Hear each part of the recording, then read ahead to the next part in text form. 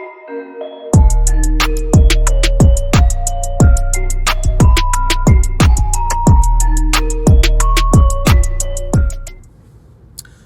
up, YouTube? It's gonna be a new channel that I'm making here today. I've been wanting to do this for a long time, and I think finally I just decided that enough's enough. I gotta start figuring this out, and so this is gonna be a new channel, mainly about things that are happening in the world, so current events. I think that things are happening in this world that people need to know, because if you listen to the mainstream news, or your politicians, and some people even listen to celebrities, which is crazy, but they're telling you things that aren't true, and they're misleading you, and they're doing that for a reason, because they want you to be in the dark. And I think that as we go through life, we're gonna have to start figuring out these things by ourselves. We're gonna have to start putting pieces together ourselves, and we're gonna have to start thinking with a rational mind, and connecting the dots. So I'm hoping that this channel is gonna help you kind of connect the dots a little bit better. Today we're gonna be kind of talking more of where are we going, where's this country going, where's the world going, and specifically in a post, I gotta use code words here because I know the algorithms like to delete videos and deboost them and etc. But in a post Divoc world, I think you can figure out what that means. Some things have happened in this past year or two. They can kind of paint a picture of where we are going, and I think anyone with a rational mind can figure out what's about to happen in not just this country, but like I said, the world. So I have some notes here. I have some things that I wanted to talk about, some things that I'll probably pin either in the comment section or in the description, so that you can go look up this stuff yourself if you haven't seen it. And some of this stuff is stuff from years ago, several years ago, and some of this stuff is recent. But again, like I said, it's trying to figure out where are we going as a country. So if you don't know about something that just came out, was the CDC just had an emergency meeting about this myocarditis that's happening with all these children, specifically more so children than anybody else. It's happening to all age groups, but more so in children. And a little side note, I just started watching a show called Utopia. I think I'm 3 or 4 episodes in, and already I'm seeing things that remind me of Divoc. Specifically how they're using an emergency use authorization, a EUA, to push a flu vaccine in specifically children. And if you haven't seen the CDC meeting, I'll try to get a link for that as well for the information. But basically, in a nutshell, they just had this meeting, and they basically said that children, and specifically the young teens, so like the 12 to 19, the 20-year-old, 20 to 30, and basically the 30 to 40 range, they're having increases of myocarditis. So there'll be an observed rate. Usually it's like 0 to 2, 0 to 4 is what they expect people to have heart inflammation or heart attack or whatever. And this number is exceeding sometimes as high as like 200%. So I don't have the actual chart in front of me because I'm filming this on my phone, obviously. But basically for females, the teens, the 20s, and the 30s have all much higher observed myocarditis events compared to the expected. Another thing that I wanted to point out about this chart is it's a 7-day window. So they're basically saying post second shot, that within 7 days, these are what's being reported. So again, there's another important point. That's what's being reported. We also know that a lot of things don't get reported. This is just from theirs, the VAERS. It's a surveillance system basically for the CDC. to record adverse effects to shots. And so that's a 7-day window. What happens if it's happening on day 8? It's probably not going to be reported, or they're not going to count it at least. So that's also, troubling because a lot of stuff happens. We know that we've had some people get this experimental genetic experiment, and they've died in days. Sometimes it's weeks, and sometimes it's months. And now they'll say, it wasn't that, they had underlying complications, or they'll make up some excuse, which is always hilarious to me, but whatever. And the other thing that I wanted to point out is that it was also worse in males. So where they started to notice an increase, like I said, in the teens, 20s, and 30s for females, it was the same for males. However, it carried into, I believe, the 40s and 50s. Again, I'm just going off of what I saw earlier, so I can correct myself if I'm wrong, or correct me in the comments if I'm wrong, because I'm not trying to bring you anything that's not factual. But it's way worse in males, so much that some of these numbers in the lower age group population were in the hundreds, so like hundreds, 200 adverse effects or myocarditis in these shots. And it's also interesting to me in the show that not only did they use the emergency use authorization like we did with the Divoc 19 shot, but it seemed to impact children worse than any other age group, at least how far I'm in. Like I said, I'm only 3 or 4 episodes in. So there's that. Some of the other information that I wanted to show you of where we're going is this HR 666 bill, this TRACE Act that Bill Gates is behind. It stands for the Testing, Reaching, and Contacting Everyone. And it's basically, they gave $100 billion to the CDC to get these teams together to basically go door to door and ask, who you've been around, and probably if you've gotten your shot, and if you plan on getting your shot. I've had text messages from the VA, asking me if I've had my shot, which is just not crazy to me. It's like, it's not really any of your business if I've had it or not. I didn't respond, but we can kind of see that it's starting to happen, and I've seen stories of people going around already in other states. I'm specifically in Florida. I haven't seen it here, at least it hasn't happened to me. But I have seen stories of people going door to door and asking people questions if they plan on getting it, if they've gotten it, that type of thing. And it's also funny that it's the bill, it's 6666, right? Like, where have we seen that before? Like they try to tell you these things like that. It's almost so in your face, and it was wild to me to see that that's something that was that was passed, that we can see. Also, Ron DeSantis just signed a bill. I believe it's Senate Bill 2006, and everyone was like heralding him as this great champion of conservatives and of the people, and how that he banned COVID passports. But tucked in that bill, in line, I think it was like line 1207, something like that, that basically they can force test, vaccinate, quarantine, isolate people if they're considered like a health risk. So in the same bill that you're supposed to be banning COVID passports, you somehow decided to tuck in that little tidbit that you can just do what you want to people, and if they don't want to get tested, to force test them. If they don't want to be vaccinated, to force vaccinate them.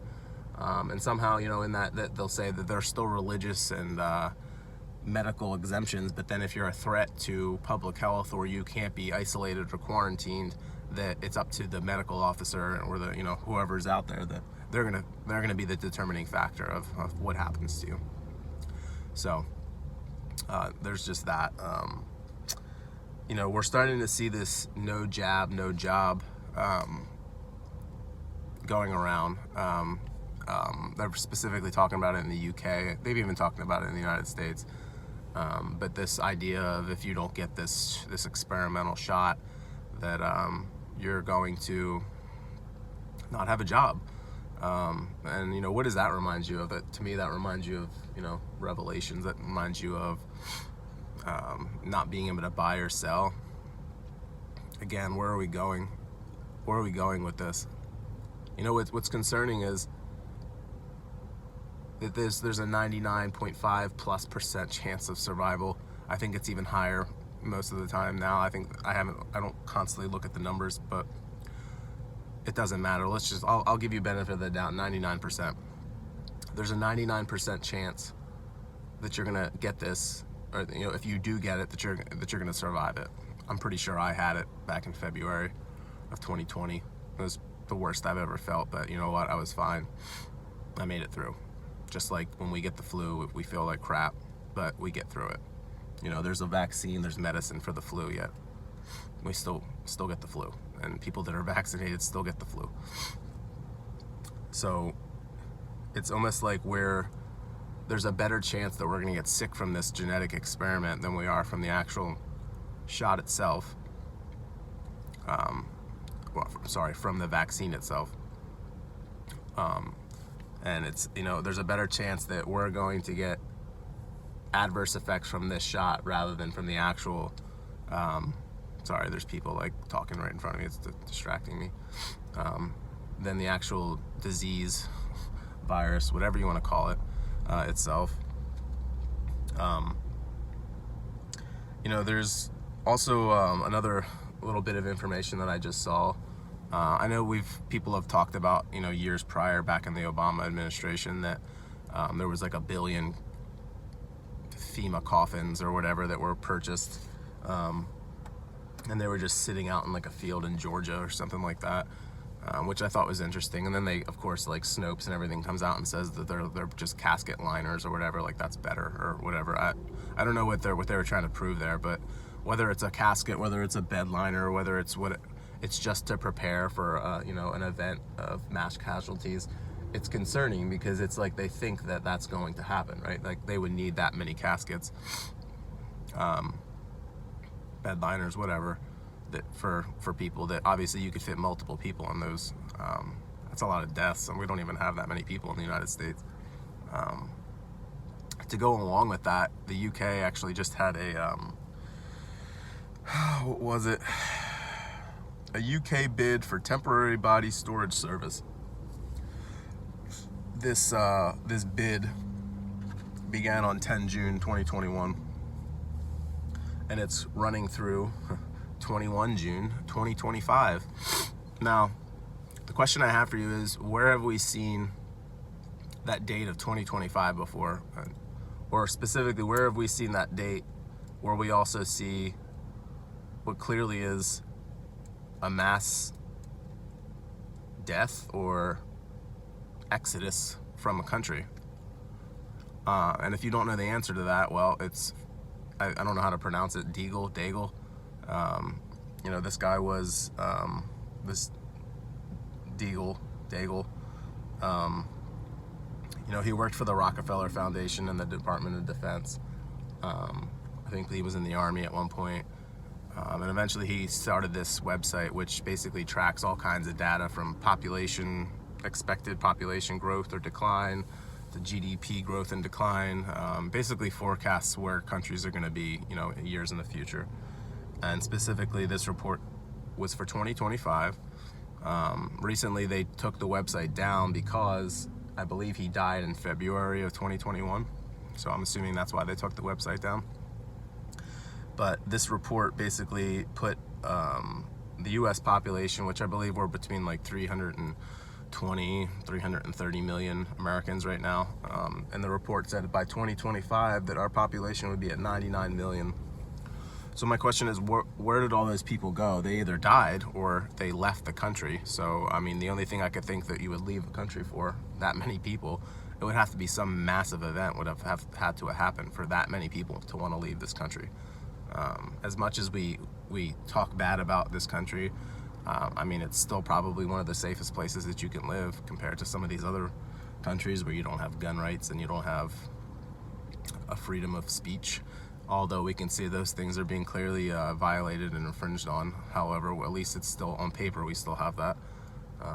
and there's still millions and millions of Americans that own weapons. So we still have a remnant of hope compared to some of these other countries, you know, where you're seeing like some really draconian measures happening, and in like Canada and Australia and New Zealand. The Philippines president just came out and basically said if you don't get the shot that you're going to be arrested. So it's just wild.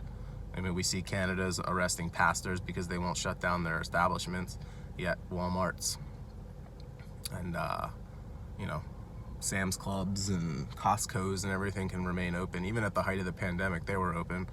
Yet all these essential businesses that weren't deemed essential, like restaurants and stuff like that, they were shut down. You know, churches. Over a cerveza bug that isn't killing as many people as they're trying to make it sound to, because we know that their numbers are inflated. We know that when a guy falls off of a ladder and his death is Divoc, that there's a problem, or this guy gets hit on a motorcycle and dies, and he's cause of death is Divoc. I was just talking to my therapist, and she was saying that her husband, or not her husband, but her father died of sepsis, and they said that he died of Divoc. So, you know, it's like they're using anything to inflate their numbers, to put fear and propaganda into the American people, into the world, and people are falling for it hook, line, and sinker. There's about 50% of the United States, I believe now, that's vaccinated. I think the number's at like 120 million, 150 million, something like that, which put us right, maybe just a little below 50%. And that's after receiving both shots. So that's kind of concerning, and I'm sure that number will continue to go up. What's interesting, and I want to kind of go back to the Deagle Report, but if you actually saw that report, which I'm not even sure if you're able to find that now, there's people that have talked about it, so you could probably find that type of thing on the internet. But as far as the website, like I said, they brought it down. But if you look at the population reductions, all of the population reductions are from the United States and our allies. So for instance, I wrote some of these down. This isn't all of them, but the United States had a 78% reduction in population. Like I said, 320 million to 99 million. Greece had a 72.6% reduction. This is in descending order, if you'll see here in a second. Switzerland had a 65% reduction. Norway 61.6. Iceland 61.6. The United Arab Emirates 59.78. The UK 49.35. Australia 47.25. Spain 44.94, and Israel 42.58. Again, all those places are our allies. I didn't see Russia on there. I didn't see China on there. Iran wasn't on there. Now I'll go back in the opposite direction, because the report had some countries going up in population. Those countries were Brazil. I don't have the percentages, but Brazil went up. Pretty sure they're not our ally anymore. They used to be. Turkey, they were our ally. We used to have a base, Incirlik, in Turkey. And over the past, I don't know, 10 years or so, I think our relations have not been good, and that base is pretty sure it's been closed down. They're no longer our ally. Turkey's population is going to go up. Costa Rica, their population is going to go up. Uganda and Bangladesh, they're all going to go up. I'm not sure. I think Russia had a small population decline. I think even China may have had a small population decline. I'm not sure. It's been a while since I've seen the report. But that would make sense, right? Because if there was some type of event where we all decided to go to war together, they would have some loss of life too. I think the report's basically stating that we lose, right? If we have that many people die and they don't, that would mean to me that we lose. It's kind of concerning. A lot of these simulations that they're doing against China has China winning every single time. So they know what's coming. I mean, they just got done doing a 2-week, the Guard just did a 2-week exercise. I can't remember the name of it off the top of my head. If you know, please put it down in the comment section, but they just simulated a nationwide blackout. And in July, this coming July, and I think it's July 9th, they're doing Cyber Polygon, which is another simulated exercise for a grid down scenario. So that brings me to another exercise that was called Event 201 that happened back in October of 2019 that basically simulated exactly this Divoc world that we live in. So a biological agent is released, and what is the effect on the economy and society? And again, that happened October 2019, and then here we are. There were reports back, in January that there was this epidemic happening in China, and now all of a sudden we have, by March we're locked down. So months before we're locked down, they have this scenario, and so now we have all these exercises that are about to happen for a grid down. And last year, Klaus from the World Economic Forum basically stated that there would be, I don't know the exact quote, but that there would be, power outages and shortages that would make Divoc look like nothing. So, and then of course now we have these exercises. So, can we foretell what's about to happen? We've already seen a meatpacking plant and the Colonial Pipeline get hacked and cause shortages, almost as if they were, little tiny, smaller exercises to see how it would affect people and what people would do and that type of thing. So, what's to come? I don't know. I'm not a seer. I don't have a vision. I can't see the future, but I have common sense, and I can see that where we're going as a society. So that's kind of mainly what I wanted to talk about. I think you need to take the information and use it accordingly to make your own assumptions. I'm not trying to tell you what to think. People are going to think and believe what they want. However, you can't sit here and say, if you've seen this video or if you've seen the many other videos that other people have put out, that you weren't warned or that you didn't see this coming, because there's tons of us that are, that are here, that are trying to sound the alarm, trying to be good watchmen. And I hope that you'll take what I say seriously, and that you'll just do your own research. You'll look up this stuff. I'll put as many of the links as I can down, like I said, in the description so that you can look it up. But do your own research, make your own decisions, and don't let the mainstream media tell you what to believe. Later.